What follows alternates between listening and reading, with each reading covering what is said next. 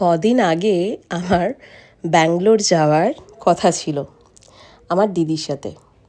তোমরা অনেকেই জানো যে ও ব্যাঙ্গালোরে একটা এক্সিবিশন করেছে।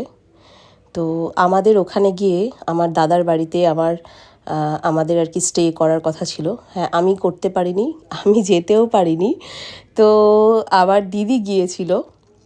তো যখনই আর কি আমার মানে যখনই ঠিক হয়েছিল যে যাব, যদিও আমার অপারেশনের হয়ে যাওয়ার পরে তখন আমি ঘরে বসে বসে টাইম মানে সময় কাটাবো করতে করতে ভেবেছিলাম সামনেই আবার যাব ব্যাঙ্গালোর।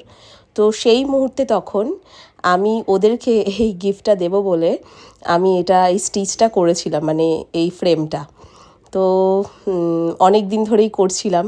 তো যাই হোক, কপাল ভালো না মন্দ ঠিক জানি না, কিন্তু আমার আর যাওয়া হয়ে ওঠেনি অসুস্থতার কারণে।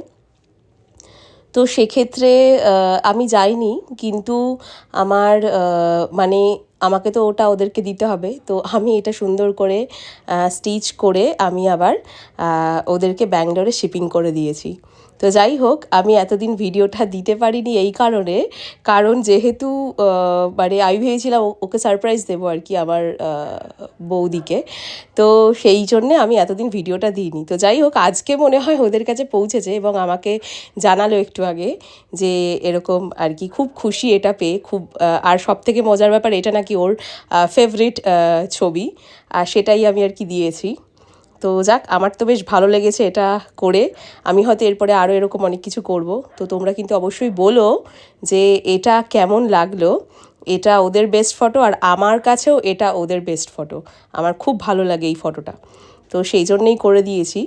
আর কেমন লাগলো তোমরা কিন্তু অবশ্যই আমাকে জানিও। Thank you.